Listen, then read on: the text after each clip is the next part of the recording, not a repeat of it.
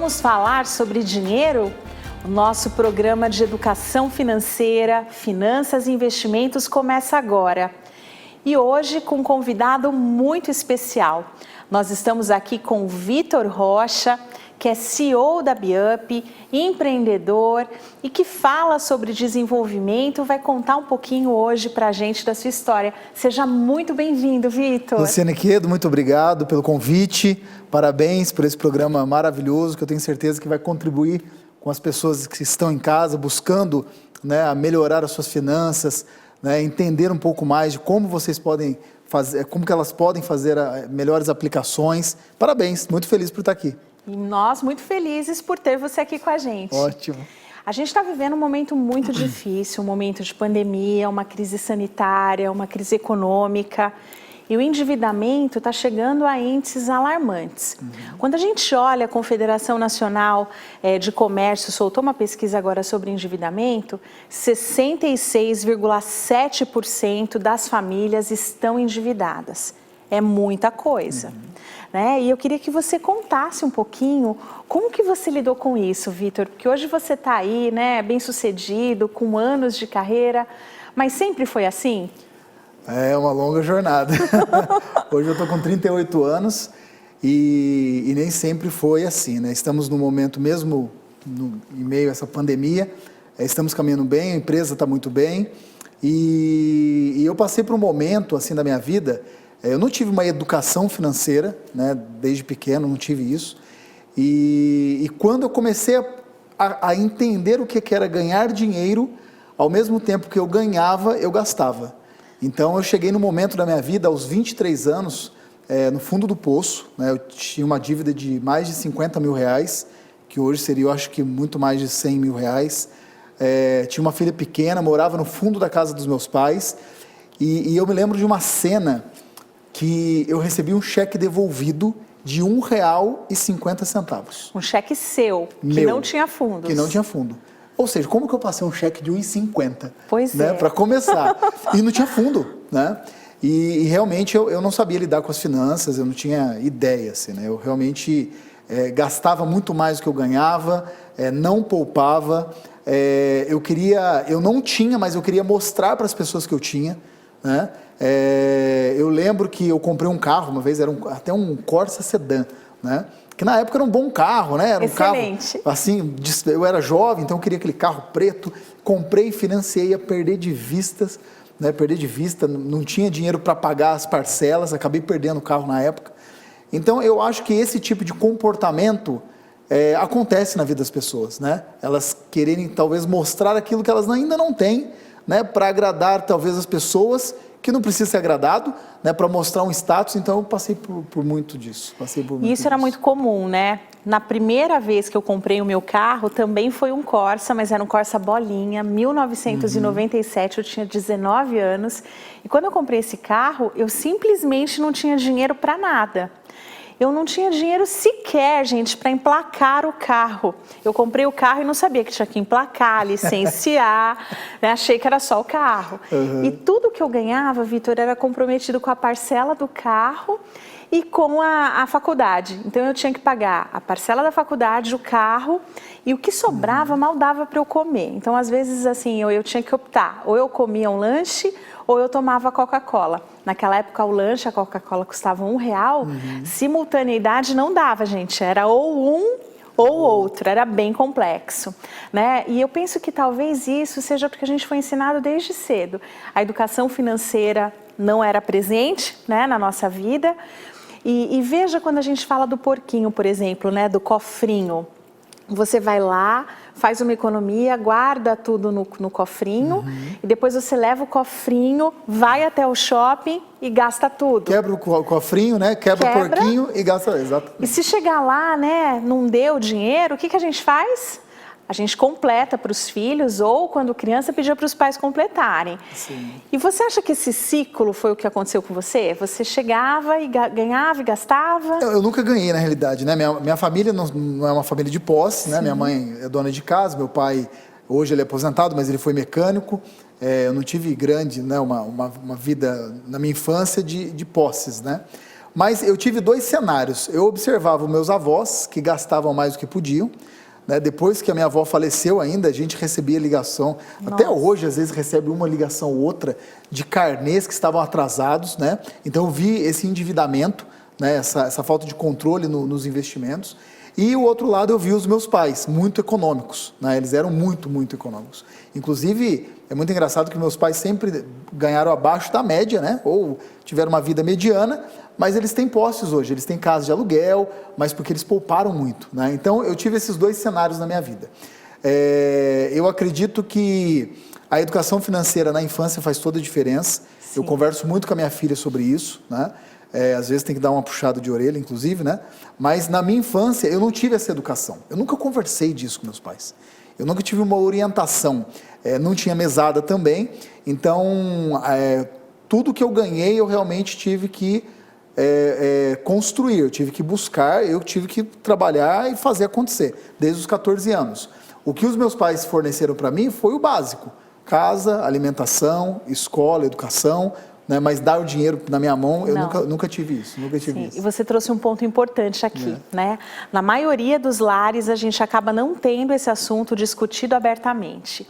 Até quando a gente vai ter uma relação amorosa, muitas vezes a gente conversa sobre o nome dos filhos, onde vamos morar, né? Como que vai ser a casa, que cor que será a parede, azul, amarela, branca. Mas a gente não fala como é que vai ser para pagar as contas, quem vai pagar o que é que a gente vai fazer com o dinheiro excedente, onde vamos passar as férias. E aí a gente acaba tendo um sério problema, porque são pessoas com educações diferentes que vivem juntas e precisam organizar aquilo ali. E Vitor, você tem uma história muito interessante, porque você foi pai solo, criou aí a sua filha sozinha, e eu imagino que tenha muitas dificuldades para criar um filho sozinho. É muito normal, muito comum a gente ouvir aí de mães que fazem isso, mas você foi pai em voo solo. E a gente vai falar sobre isso no próximo bloco. Não saiam daí.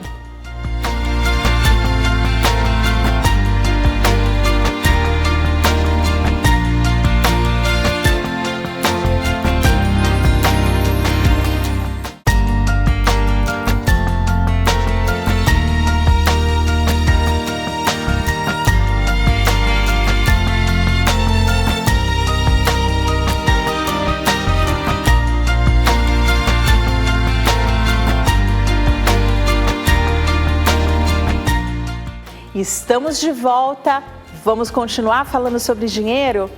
E agora o Vitor vai contar pra gente um pouquinho de como é lidar com a educação financeira em casa, tendo uma filha adolescente e cuidando dela hoje sozinha, né, Vitor? Como é que foi toda essa história? Conta um pouquinho pra gente. Muito bem, eu cuido dela há 4 anos, né, sozinho. A mãe dela faleceu de câncer, teve um glioblastoma multiforme, nível 4, né, faleceu em 45 dias. Uma pessoa incrível, e de 4 anos para cá, mora eu e ela e o Max, que é um golden, né, um cachorro. Lindo. Lindíssimo, e moramos juntos. E eu me preocupo muito com a educação financeira dela, né? Ela recebeu uma pequena herança da mãe, e ela sempre me pergunta, né? Pai, quando eu vou ter acesso ao meu dinheiro? Eu falei assim, por enquanto não é seu dinheiro, ele é seu, mas ele está comigo, né? Então eu estou administrando ele para você. Então ela sempre fica preocupada, ela sempre conversa, e uma preocupação que eu tenho é realmente para que ela dê valor ao dinheiro. Sim. Porque muitas vezes eu percebo assim, ela tem muitos amigos que torram, né, dinheiro, recebem até uma mesada e gastam mais do que deviam, e o pai acaba complementando. Então eu sou muito rigoroso, inclusive já recebi vários conselhos até da própria Luciana, que aqui está, né, sobre isso. E eu tento, da melhor forma possível, dar alguns conselhos que muitas vezes eu não tive sobre a administração financeira. A importância de poupar, a importância de não brincar com cartão de crédito, né? Apesar dela não ter, mas ela já sabe.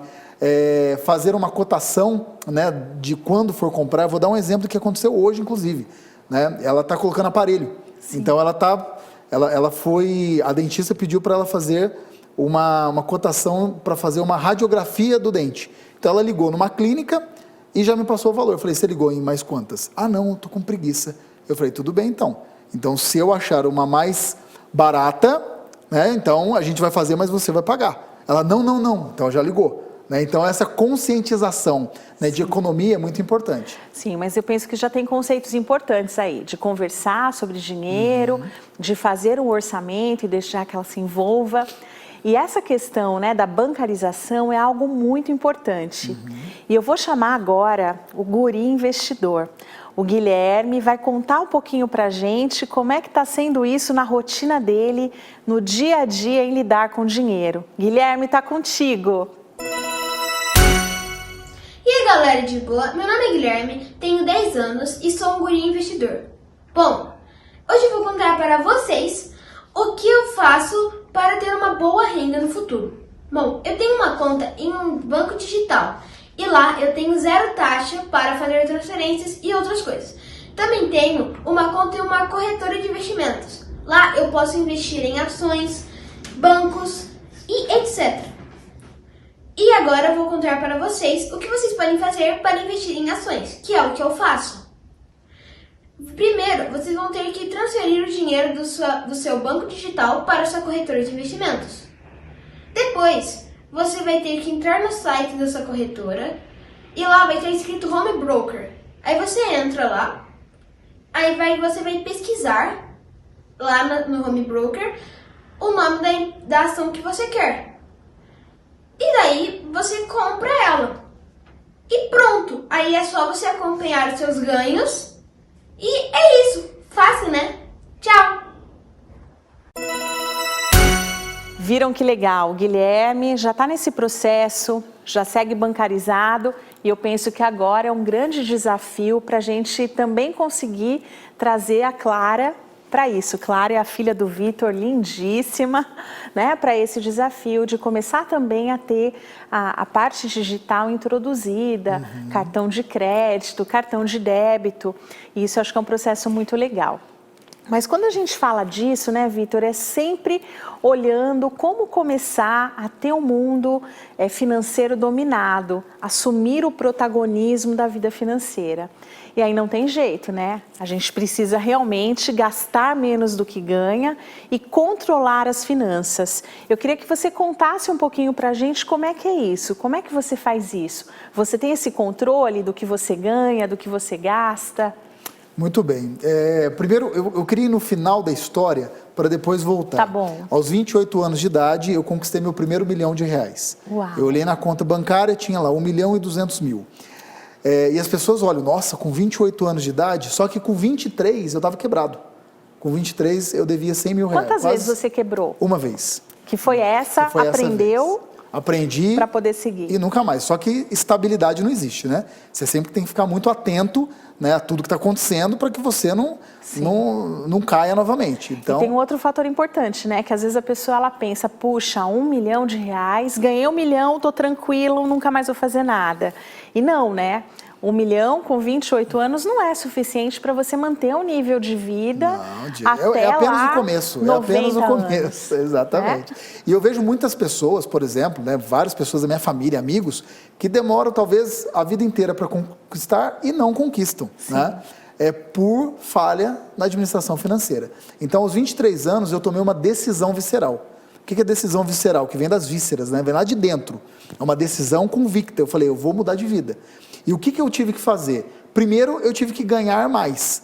Então, eu escolhi uma profissão que me desse maiores recursos. E qual foi essa profissão? Vendas. Sim. Então, eu comecei a vender. O meu pai queria que eu fosse engenheiro, né? Várias pessoas queriam que eu fosse...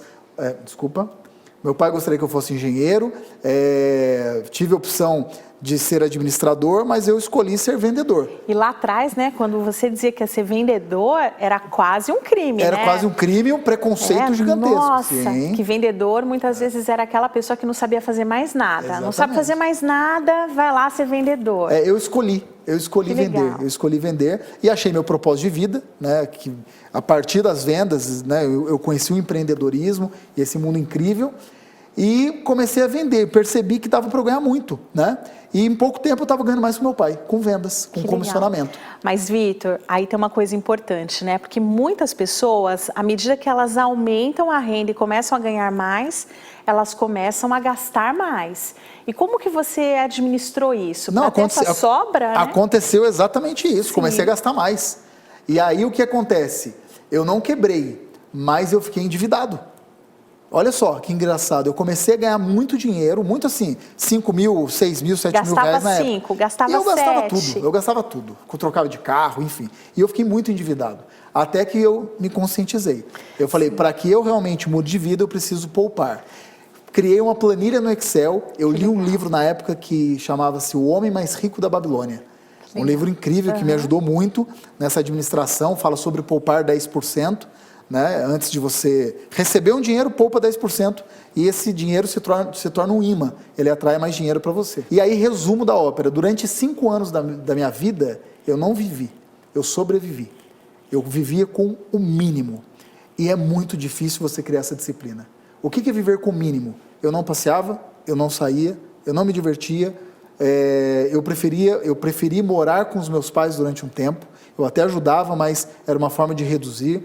Eu não tinha carro, por mais que eu quisesse comprar, eu não comprava. Trabalhava 12, 14, 15, 18 horas por dia para aumentar os meus ganhos, pagar as minhas dívidas e poupar.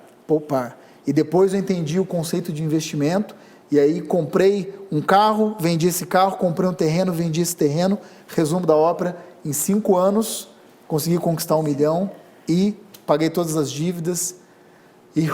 sair da lama. Que legal. É um conceito importante que é a boca do jacaré, né? Ou a gente gasta menos, ou a gente ganha mais. E quando a gente consegue fazer as duas coisas juntas, aí é perfeito. E feito isso, no próximo bloco a gente vai falar um pouquinho sobre o que fazer a partir de então. Conseguir chegar nessa equação, como que eu invisto esse recurso. Não perca, a gente volta já.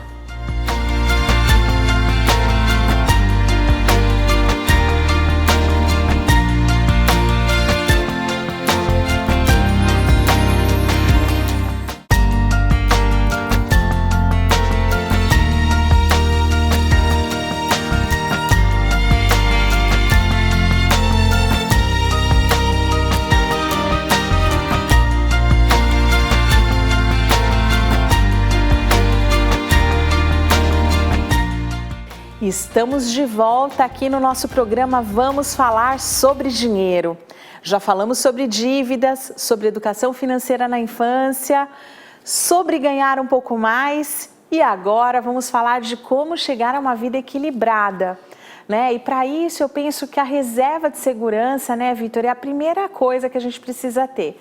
É aquele dinheiro que quando tudo dá errado você tem a quem recorrer. E como que você fez para ter essa reserva de segurança inicialmente e como você faz quando você precisa usá-la? Muito bem. Primeiro que eu não preciso usá-la. Que bom. Eu busco não precisar, eu nem penso nisso. Eu penso sempre em ganhar mais e eu criei o hábito de fato de poupar pelo menos 10%. Quanto você poupa hoje? Você falou em pelo menos 10. Quanto que é hoje? Uns 40%, assim. 40%, que legal. 45%. Aproximadamente, tudo que eu recebo de todas as entradas. E isso também é válido para a empresa. Depois eu descobri que a empresa também era um organismo vivo. Que a gente o fluxo de caixa que mata uma empresa, né? O que mata a empresa não é a falta de dinheiro, é o fluxo de caixa, é o desencaixe, assim como na nossa vida pessoal. Exatamente. E aí eu criei esse hábito para a empresa também. Então as minhas empresas hoje elas são saudáveis, né? Que legal. Então ela tem o hábito também de poupar. O segredo entrou no caixa, 10% no mínimo não te pertence. Você precisa tirar isso, fazer um pagamento aqui, deixar ele de lado, fazer uma aplicação, investir com a Luciana, fazer alguma coisa com esses 10% e ele é intocável. Você faz isso primeiro. Entrou o dinheiro, você já tira. Antes de pagar qualquer pessoa. Já era, né? Já era. 10% não te pertence. E aí você vai criando esse hábito, cria esse hábito e esse fundo ele vai aumentando e eu chamo esse fundo de imã. Por quê? Porque é algo mágico que acontece. Quando você tem o dinheiro guardado, você fica mais seguro assim, seguro de si. Você acredita mais no poder da economia, de poupar. Você começa a gostar desse processo, porque é uma delícia. É muito mais gostoso você poupar do que você gastar. Só que você só descobre isso depois que você faz. É verdade. E isso que o Vitor falou é super importante. Essa segurança para você não precisar ficar numa situação tóxica, numa relação tóxica que pode ser uma relação amorosa ou pode ser uma relação assim de trabalho, né? Aquele chefe que te maltrata, aquele trabalho que você não gosta e que você precisa ficar ali pelo dinheiro. Tudo isso ajuda muito, ajuda nesse processo. E eu quero aproveitar, eu trouxe uma dica aqui de livro, que é o livro Na Raça, que é um livro que vai contar a história do Guilherme Benchimol e de como ele fez para criar esse império que é hoje a XP Investimentos. É bem legal, depois me digam o que acharam da leitura. E isso, né, Vitor, tem a ver com esse momento, porque a gente está vivendo um momento difícil, de pessoas que estão sofrendo, que perderam o emprego, que estão numa situação bastante delicada. E como que a gente consegue mudar isso, né, de enxergar oportunidades nesse momento tão duro? Muito bem, primeiro é poupar, né? Falamos bastante sobre isso, acredito muito nessa filosofia. Então, não importa como você esteja hoje, né? O importante é que você comece a poupar de fato. Hoje, né? Não hoje, esperar, hoje, agora. Hoje. Comece a cortar gastos supérfluos, enfim, contas que talvez não façam sentido, quebra o cartão de crédito e começa realmente a poupar. Esse é o primeiro ponto. Segundo ponto, ganhar mais. E aí, é inevitável, funcionou para mim, funcionou para muitos amigos, eu sugiro que a pessoa venda ou empreenda. Né? Que os dois têm muita sinergia.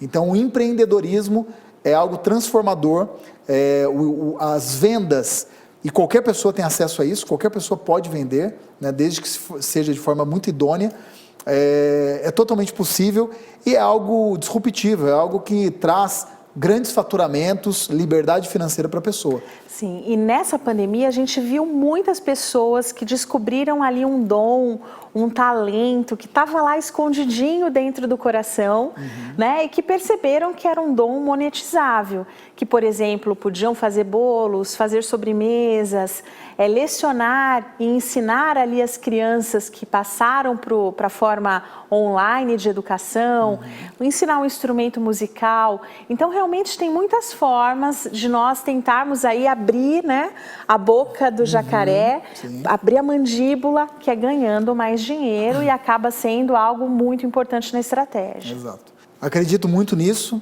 né, Luciana? E dentro da minha empresa, BeUp, nós temos uma rede de franquias e nós temos treinamentos para os franqueados sobre administração financeira.